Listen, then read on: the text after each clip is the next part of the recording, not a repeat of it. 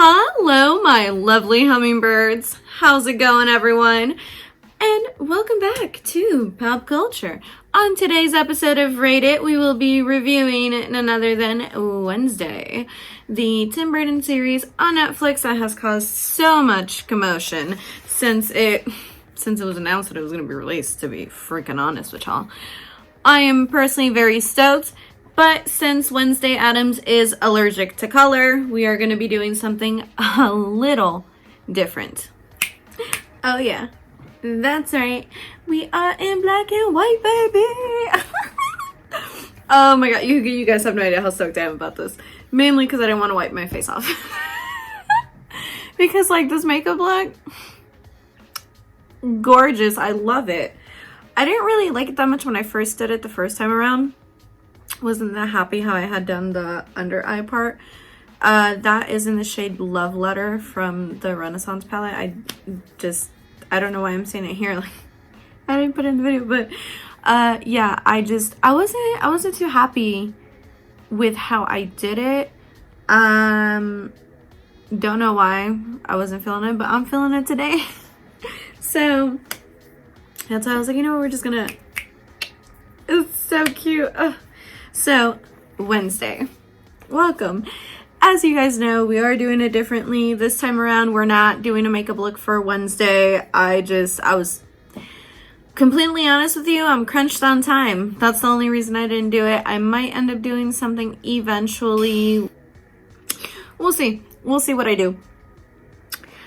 Now, let us get into it. If you guys want to tune in specifically for audio only because, you know, you're driving or you're at the gym and you don't want somebody walking over and being like, isn't that makeup girl that you watch? Why are you watching a makeup girl on YouTube? Like, you know, if that's a problem for you, go ahead and tune in to the link in the description for the audio only version of this episode, which is on Pop Culture.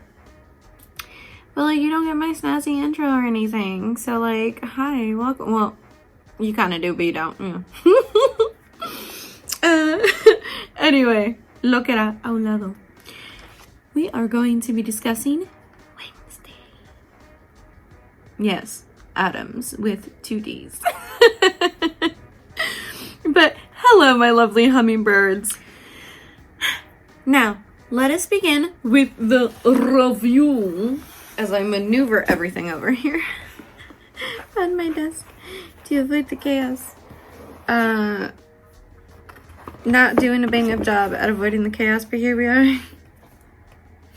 So, Wednesday is 8 episodes total, and the entire theme for the series, spoiler alerts, if you haven't seen it yet, this is not the episode to be watching. Go watch it and then come back here. Because we're going to be talking spoilers, theories, controversies, all of it. Okay? Cheers.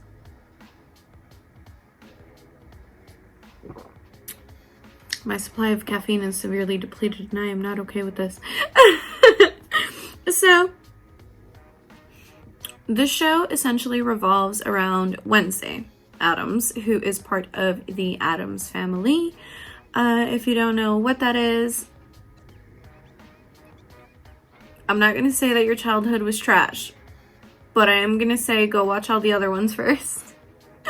And if you've already seen Wednesday, go voyage into the shows, the animated series, the cartoons, all of it, because there is so much as far as the Addams family. Now, the series specifically revolves around Wednesday Addams when she gets kicked out of school because these assholes on the swim team, or was it polo? Like water polo. Regardless, they bully the shit out of Pugsley, stuff him in a locker, she gets pissed, and then she goes and throws piranhas in the pool. And one of the dudes gets one of their bullies eaten off.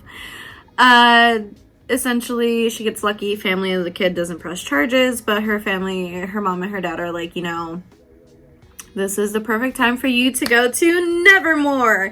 And Nevermore is a school for all of the outcasts, essentially. Outcasts, werewolves, vampires, wizards. Not me making it into Hogwarts. A goth Hogwarts. Oh my god. So cool. Sirens as well, mermaids. Gorgons, which are essentially like, think Medusa. And the entire theme of the series is essentially off of Edgar Allan Poe, because the school is named Nevermore after its most famous alum, which I'm really trying to understand how that happened, if like they changed the name of the school after Edgar Allan Poe went to it. I do not know. I should have researched that. So the titles for the episodes are as follows: Wednesday's Child is Full of Woe, which is one of the lines from the poem that Morticia states that she got the inspiration to name her child Wednesday. And the second episode is Woe is the Loneliest Number. Bro, it's so corny. I had never paid attention. Like, when I tell you I just hit play and I binged the fuck out of that show, I didn't pay attention to any of the names, any of the titles for any of the episodes. And when I was writing it out for Pop Culture, I was like, this is so corny. I love it. It had me in a chokehold.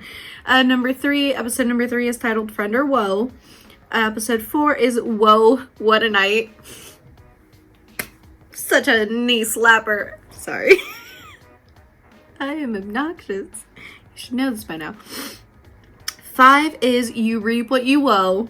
Avi, right? 6 is Quid Pro Woe.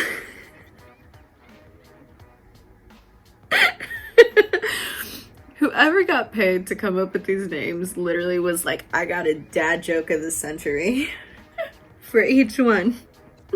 7 is If You Don't Woe Me By Now. 8 is A Murder of Woes, which I'm so excited for season 2. But let us get into it. Obviously, the dance went viral, right?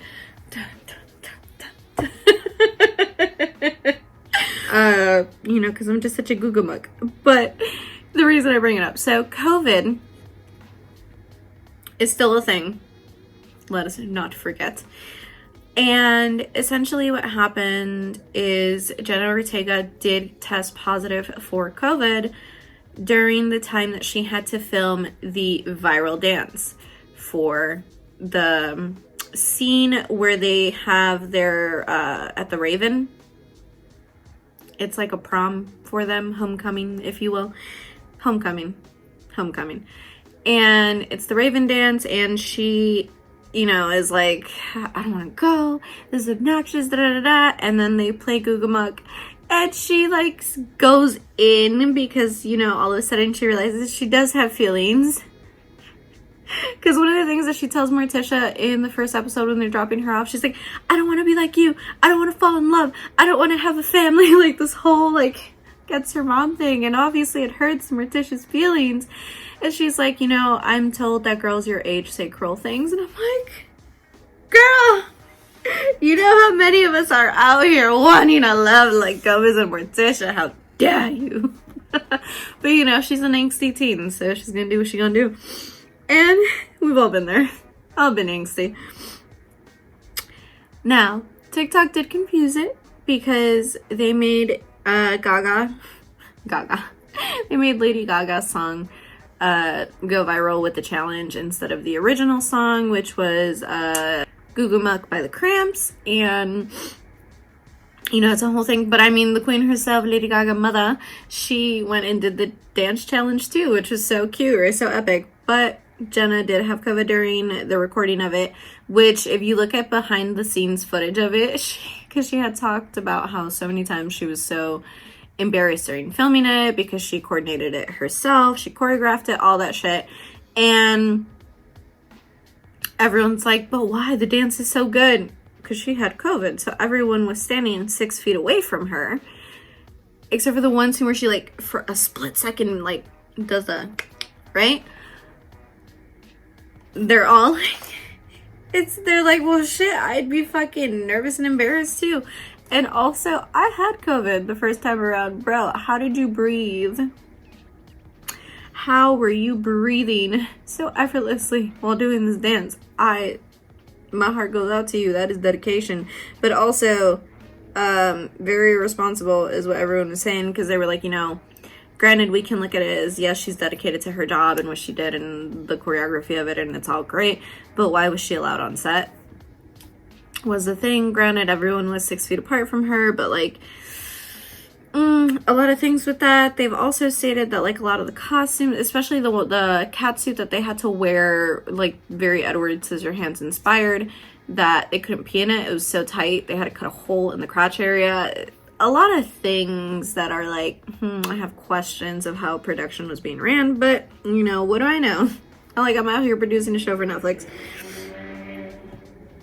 One day, I'm gonna take that as confirmation one day. Tim Burton has faced racism claims. This is not the first time that this has come up. He had made a statement previously because like so many people asked, you know, why he wasn't casting more people of color in his films, and he basically said like, or in his films, and basically stated that like, oh, his characters had a very specific aesthetic or some shit that would not fit and all this stuff. Granted, this is a very diverse cast for the Addams Family, but people were, you know, quick to point out that essentially the only black characters are bullies, or like just mean and all this stuff, and he very much so fits the stereotype. I'm not gonna say he doesn't. He definitely fits the stereotype of like, these kids are bullies because they are in turn being bullied by either other people or at home. And very like, I personally don't like the way that they portrayed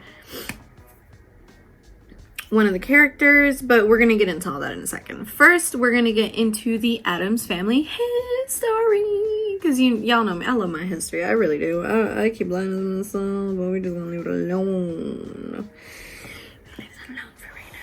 So the Addams Family history, it was first created by cartoonist Charles Addams in order to portray the opposite of the typical American dream family. It was essentially satire done for the New Yorker, and it spanned across 50 years. So Addams Family has been around for a hot minute. It was 150 separate comics, none really in correlation or relation to another, panels, cartoon panels. And it began in 1938 and finished in 1988. So Addams Family been around for a hot ass minute.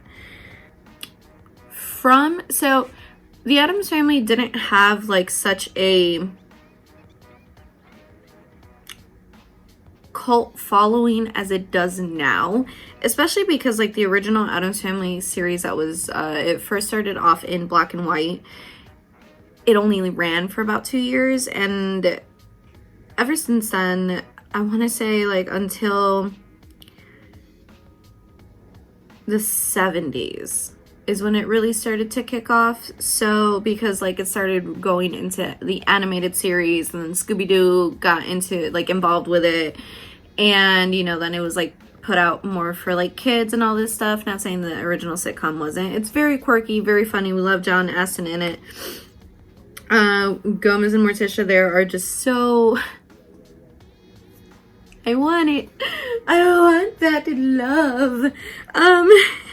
I'm going to go down the list of all the Addams Family history, essentially, as far as shows, movies, all of it. From 64 to 66 was the original series that started in black and white. Animated sitcom came in 72 and 73 with the new Scooby-Doo movies, and then its own spin-off from that.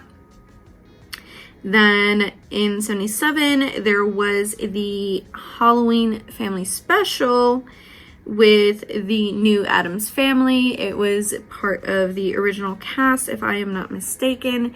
Then, of course, we have the 1991 Addams Family movie, which just has my whole heart. And then we have the 92-93 animated comedy horror. Addams Family Values in 1993. Addams Family Reunion, which was direct to video in 98. And then The New Addams Family, which was a show that ran from 98 to 99.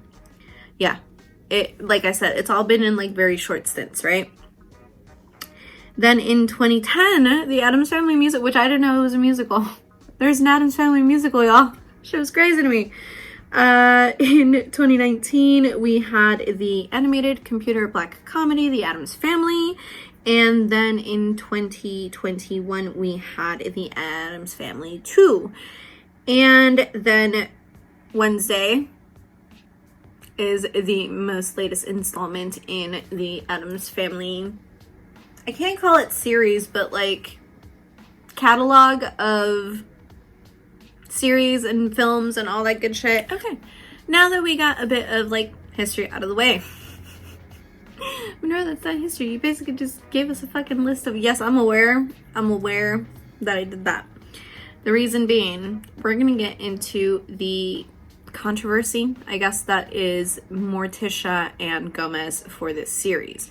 Now, a lot of people were talking shit, and I did talk about it on Pop Culture previously, how like y'all just upset he's not conventional pretty. So many people were upset saying that like Gomez and Morticia don't fit this time around. They don't really like what we've come to know and all this stuff. The argument here is that essentially the actor portraying Gomez this time around does fit more the traditional comic book aesthetic that is Gomez Addams. And this is where we get into the breaking down of the history. So other people that have portrayed the couple goals to be are as follows. In the original show, hydrate your life. In the original show, we had John Astin and Carolyn Jones as the Gomez and Morticia. Then, of course, all my millennials out there, the ones we absolutely fell in love with, Raul Julia and Angelica Huston. And then in the most recent animated films were Oscar Isaac, which I did not know that Oscar Isaac was Latino. And honestly, I feel like I have been betraying myself this entire time for not knowing that. But it's Latino. His whole ass name is Oscar Isaac Hernandez Estrada. And I was like, Daddy? I'm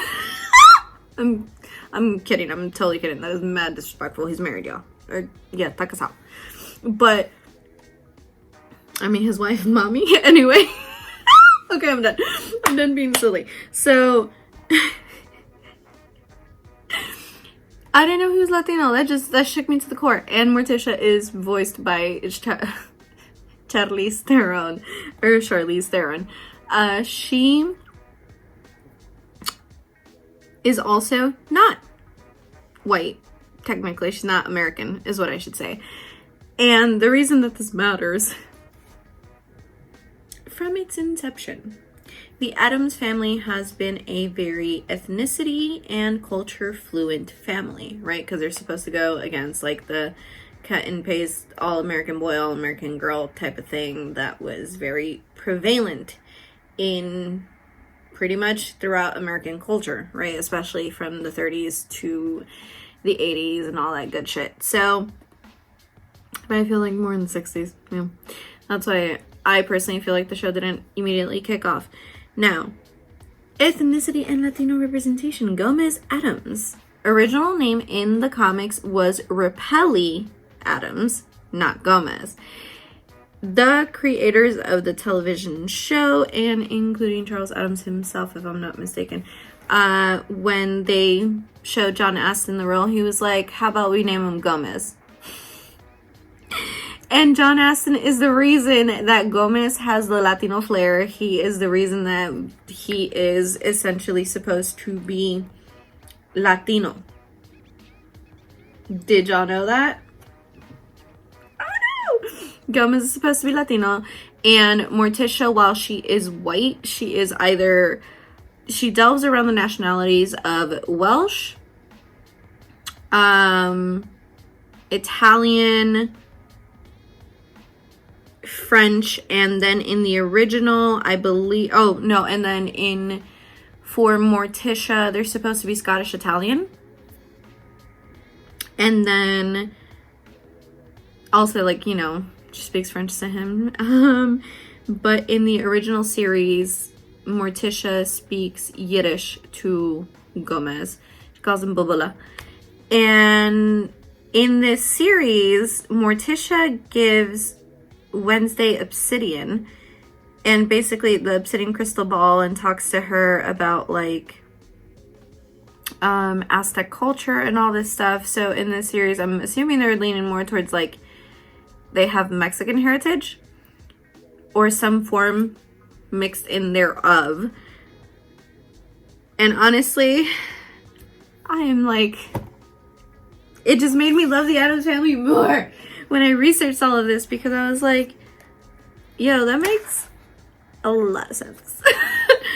Because I don't know, like, well, besides the fact that his name was Gomez, I was like, you know, if I ever want to have passionate, crazy love, I want it to be like that. And then when I was reading, I was like, oh, because he was supposed to represent Latino passion. I get it now. I get why I was so drawn to it. Just don't mind me as I'm over here geeking out. So, my absolute favorite Addams series, movie, whatever have you, has to be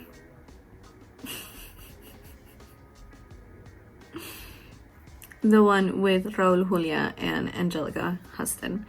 Because, is it Angelica or is it Angelique? We're gonna fact check me right now. I was right, it's Angelica. They are my favorite, Gomez and Morticia.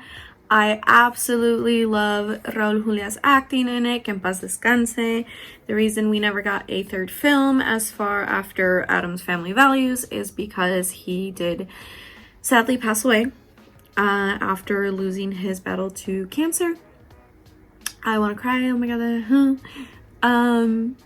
But my childhood right there, Lord. They are my favorite. They are my absolute favorites. Like, I do love the original series. It's so quirky, it's so kooky, it's adorable. I cackled when I found out that like the house is actually all these shades of like pink.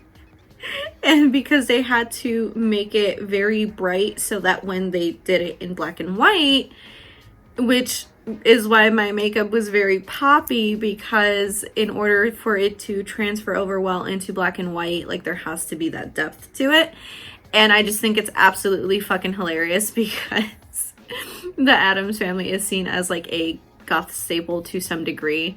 You know, everything's supposed to be dark and gloomy, and they wear nothing but black because they essentially view the world in such a different light, in a different manner, right? We're gonna pause my obsession with the Addams Family for a little tidbit there, and we're gonna get into the review of Wednesday now that we're done with the history. Hello. I had to eat some food because my tummy was a grumbling. So, Wednesday Addams. Like I said, the show starts off because, you know, she dropped piranhas in the pool. And she says the lesson here is next time get the job done. But one of the first things that, like, when she has her interaction with Enid, who ends up being her roommate and bestie, they tell her that Wednesday is allergic to color. Everything's black and white.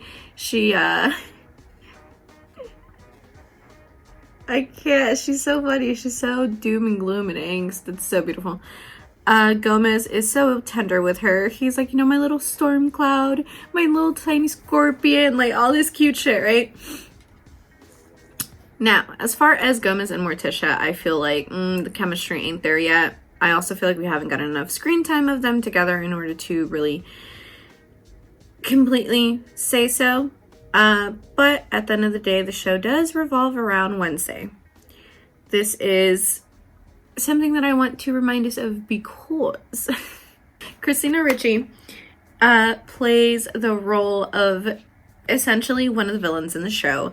And Jenna Ortega has stated on multiple interviews, as has Christina, that like they didn't really discuss how Christina portrayed Wednesday when she was in the films in the 90s. Because according to Christina Ricci, she basically said like the Wednesday that Jenna Ortega is portraying is at a different point in her life than the one that she got to portray. The one that she portrayed was like 11, 12. This one is like 15, 16. So she's like, it really wouldn't make any sense for her to like come and like ask me for advice because one, she did an excellent job on her own, but also because she is playing Wednesday for a very current times take on the Addams family, as well as very different, you know, age range. I called it. I called it. So when she steps into the room with Enid and Wednesday, and she like, you know, comes to introduce herself and steps one foot on Wednesday's side and one foot on Enid's side and looks at them, I was like, that was very interesting. I understand the concept of like, oh, it's a dividing line because one is very colorful and one isn't, but her mannerisms with Wednesday and the fact that she's considered the only normie in the school and all this shit, I'm just like, why do I not trust you? And I was like, I love you, Christina Ricci, but why do I not trust you? Why does this feel weird?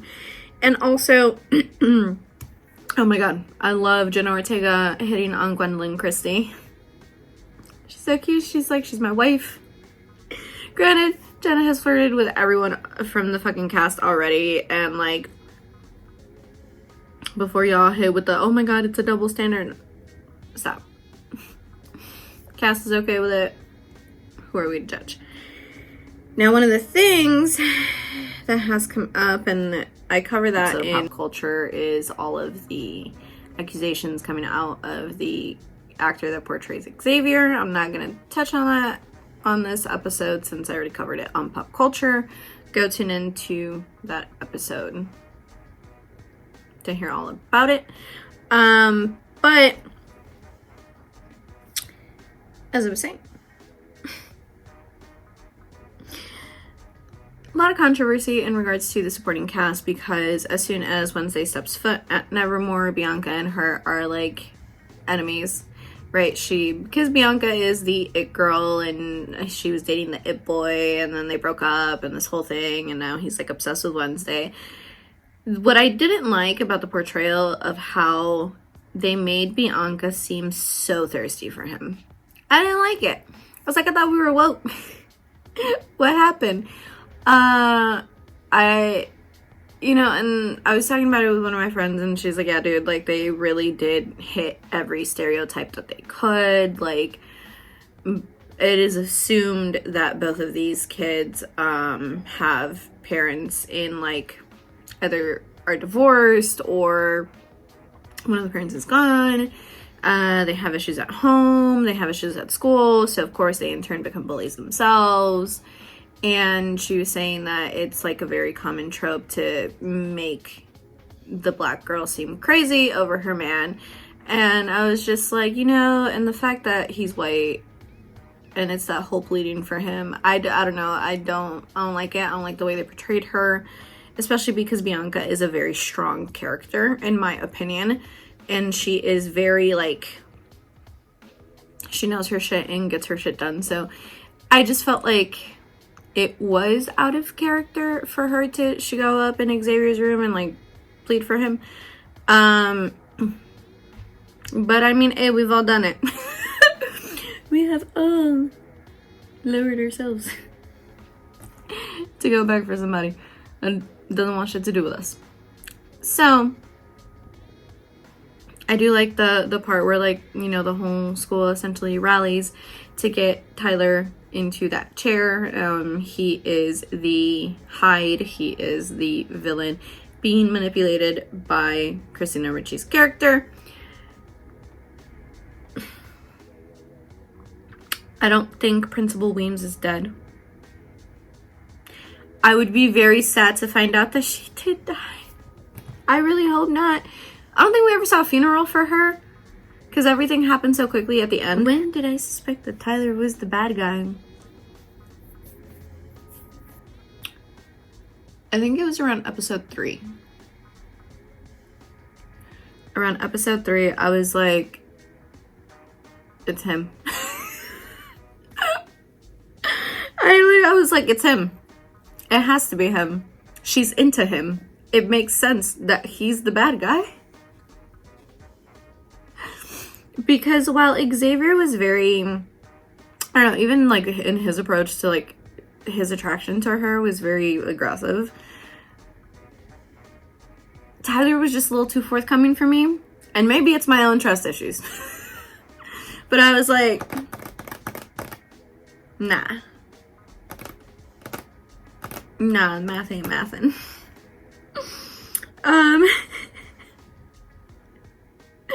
No. My overall thoughts of the show. I really like it. Honestly, it's a 10 out of 10 for me. Like, I'm not even bullshitting. Well, okay. 9 out of 10. 9 out of 10 because I do want to see, like, how they are going to progress her development with her family and, like, her relationship with her mom. Like, you know, they had their little bonding time. I want to see if Principal Williams is actually dead or not. I personally don't. I hope not. I would love to see Gwendolyn Christie again. Love her. She's a queen. So, throughout the series as a whole, there's a very big emphasis on Wednesday writing her book, right? And when... Why am I forgetting Christina Ricci's character's name? Professor Thornhill. Yes, I had to check because I couldn't fucking remember for the life of me. Jeez. Because she was the bad guy, you know? That's why I couldn't remember. I was like, no, we will not think the image of Christina Ricci in such a way. But when Professor Thornhill gave her Mary Shelley's Frankenstein, you know, she talks about how she is both her literary, wow, can't word, literary idol as well as her nemesis. And she talks about how she down and dare when she was 19, and she's like, I have 2.5 years to beat her, right? It was a whole thing. I was like, she's honing it into her. I don't know, it could be cute, but it didn't feel protective like it did with Principal Weems.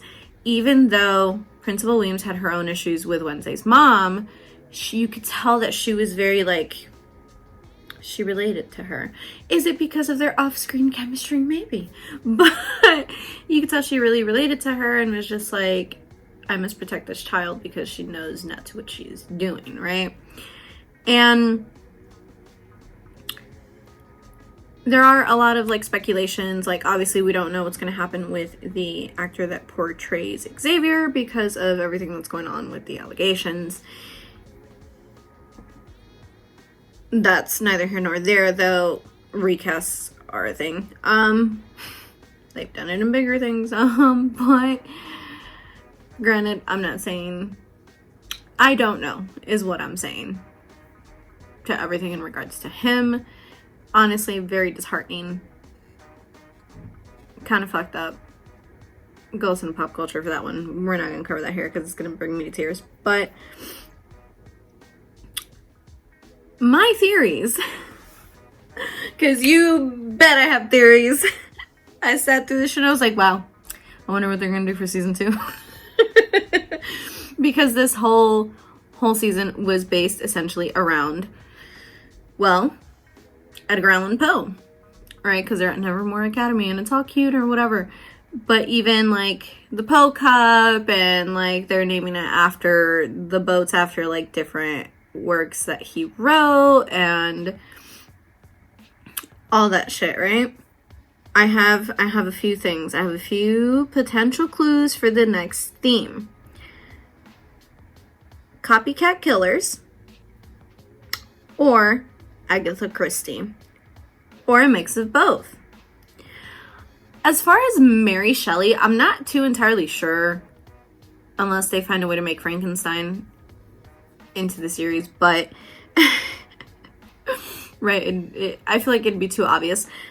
The reason that I say copycat killers and Agatha Christie, the fact that she is a young teenage woman breaking the status quo, you know, has this whole air of like she genuinely has zero fucks to give type of thing, and she's dead set on working on her novel. When the therapist asked her, you know, have you, like, what has been said to you? And she basically said how the one publicist was like that it was essentially too creepy, too much of everything, too gory. And, you know, they were never gonna, too macabre, they were never gonna publish it, all this stuff.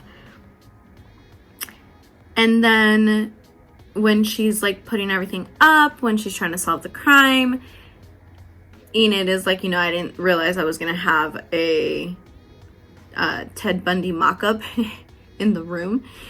And there's just very little tongue-in-cheek there, especially because the title of the last episode is A Murder of Woes.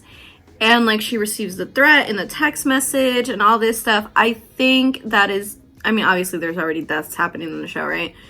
But I think it's gonna take that route where like they do copycat killer stuff, or similar to it, or similar to mysteries in Agatha Christie's stories. That is my personal theory for the direction I think the show is going to take next. I'm not entirely sure. It'd be cool if I'm right. But yeah, essentially I give the show a 9 out of 10. Also, she does blink. There's a part in the beginning, and I need to rewatch it, but there's a part in the beginning when Sheriff is like, oh, looks at Tyler and he's like, did you help her? And she like blinks because she's like, the audacity. And that's one of the first ones that I noticed. I'm not entirely sure if she didn't do it the rest of the series. I'm definitely gonna look, but she does blink out. I know she had stated that at some point she just did it, and then Tim Burton was like, yes, that's great. Do that. Don't blink. So I don't know. We shall see. But yeah. Honestly, it's a good show. If you guys are into quirky, fun, mystery, slightly graphic shows, go ahead and tune in. Check it out. It is pretty fucking good. That's it for me as far as Wednesday goes. I hope you guys enjoyed the episode. As always, les mando mucha paz, muchos besos, y les recuerdo que miren hacia la luna, sending you much peace, many kisses, and reminding you to always look up at the moon. I love you all so much. I will catch y'all on the next one. Mysterious and spooky and altogether kooky, the Addams Family.